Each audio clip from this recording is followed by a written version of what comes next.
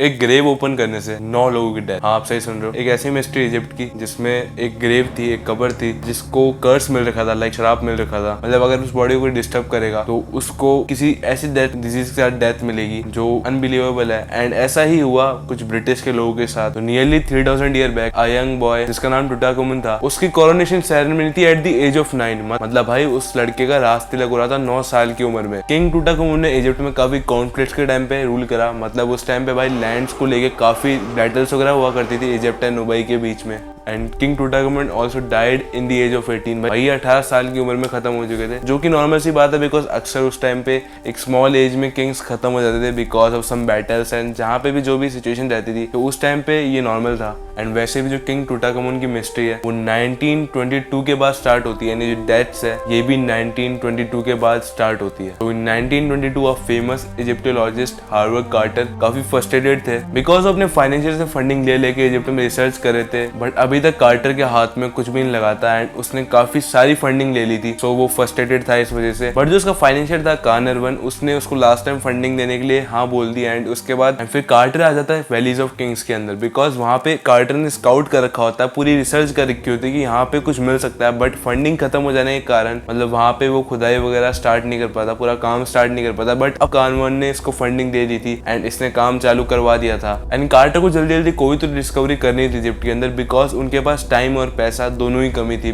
तो फाइंड करते करते उसकी टीम को एक अंडरग्राउंड हॉल मिलता है कुछ दिनों बाद। एंड लाइक जब कार्टर उसके अंदर जाता है तो उसको कुछ ऐसी पेंटिंग्स देखने को मिलती है जो कि एशियंट किंग्स ऑफ इजिप्ट से काफी रिलेट कर रही थी। तो कार्टर बहुत ज्यादा खुश होता है एंड फटाफट टेलीग्राम सेंड करता है कार्नरवन को इस डिस्कवरी के बारे में बताते हुए। एंड कार्नरवन फिर फटाफट से अपनी फंडिंग और बढ़ाता है एंड उसको पैसे और भेजता है। एंड कार्नरवन भी वैलीज ऑफ किंग्स के अंदर आ जाता है बिकॉज कार्नरवन को ये पता था कि ये डिस्कवरी काफी बड़ी होने वाली है। एंड हाफ वीक्स लेटर उनको रिसर्च करते करते उनको एक मर्ड सील्ड डोरवे मिलता है। एंड उस टाइम कार्नरवन एंड कार्टर दोनों साथ में थे जब उनको मर्ड सील्ड डोरवे मिलता है। तो जब वो तोड़ दे तो वहाँ डोरवे की उस साइड किंग टुटांखामुन की टॉम पड़ी हुई होती है। टॉम मींस ग्रेव भी बोल सकते हो आप, कवरी भी बोल सकते हो, जिसमें मम्मीफाइड बॉडी को रखा जाता है। तो ये जो किंग टुटांखामुन की ग्रेव थी वो 3000 साल बाद ओपन होने जा रही थी। एंड ये फर्स्ट टॉम थी जो 3000 साल बाद ओपन होने जा रही थी बिकॉज उस टाइम पे क्या होता था, तो जब वॉर्स होती थी लोगों को गोल्ड एंड इनकी बहुत जरूरत पड़ती थी। जब वो वॉर्स जीत जाते थे लैंड उनकी हो जाती थी तो वो आके एंड इन सबको खोद वोद के एंड वहां से गोल्ड वोल्ड चुरा के ले जाते थे। बट जो किंग टुटांखामुन थे उनकी ग्रेव के आसपास बहुत सारा गोल्ड पड़ा हुआ था। तो मतलब 3000 साल बाद कार्टर एंड कार्नरवन उस टॉम को ओपन करते हैं, उसके अंदर से जो बॉडी होती है उसको निकाल लेते हैं, उसके ऊपर रिसर्च करना चालू कर देते हैं।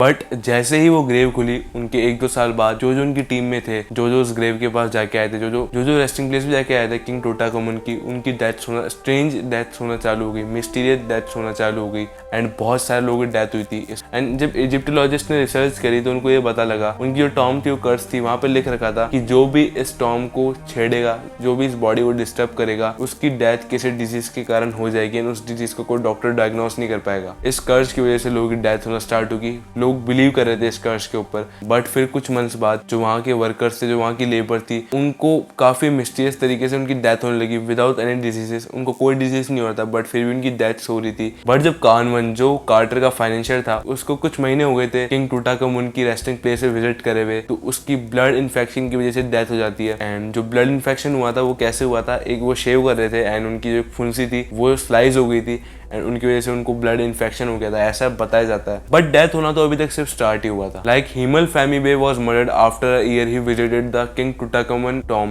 मतलब 1 साल के अंदर इस आदमी की भी डेथ हो जाती है जब ये विजिट करता है किंग टुटांखामुन की रेस्टिंग प्लेस पे। जो सूडान के गवर्नर थे सर ली स्टैक, उनकी भी काफी वायलेंट डेथ हो जाती है after he visited the king Tutankhamun resting place. एक और visitor British MP Aubrey Herbert was died by blood poisoning after he visited king Tutankhamun resting place. मतलब भाई इतनी सारी डेथ्स हो चुकी थी अब तक जो लोग विजिट कर रहे थे एंड अभी तक ये डेथ का सिलसिला चालू ही था। जो भी विजिट कर रहा था वो खत्म हो जाता था। मिस्टर रेड जिन्होंने इनिशियल एक्सरे लिया था किंग टुटांखामुन की बॉडी का, उनकी भी डेथ हो जाती है एक मिस्टीरियस इलनेस के कारण। एंड ऐसे ही जो लोग किंग टुटांखामुन की रेस्टिंग प्लेस के पास विजिट कर रहे थे, उसकी बॉडी को डिस्टर्ब कर रहे थे, उनकी डेथ हो जा रही थी विद इन 1-2 साल के अंदर अंदर। डॉक्टर्स का यही कहना है कि वो बॉडी काफी ज्यादा पुरानी, काफी ज्यादा ओल्ड है, तो उनके अंदर कई ऐसे बैक्टीरियाज बन जाते हैं जो कि बहुत डेडली डिजीज को पैदा करते हैं। तो जो लोग उस ग्रेव के पास जाके आए, जो उस बॉडी के पास जाके आए, उनके अंदर वो बैक्टीरिया चले गए जिनकी वजह से उनको ऐसे डिसीजेस हो रहे थे, डॉक्टर भी डायग्नोस नहीं कर पा रहे थे एंड मतलब उनकी डेथ हो जा रही थी उसकी वजह से। मेडिकल साइंस का ये कहना है एंड काफी लॉजिकल है, बट ये मिस्ट्री काफी फेमस हो चुकी थी, तो लोग उस पर यही कह रहे थे कि ये डेथ डिजीज की वजह से नहीं हो रही है, डेथ कर्स की वजह से हो रही है, ये डेथ श्राप की वजह से हो रही है। एंड मतलब कई लोग ऐसे थे जिन्होंने विजिट करा एंड उनकी डेथ किसी डिजीज की वजह से नहीं हुई, किसी का एक्सीडेंट हो गया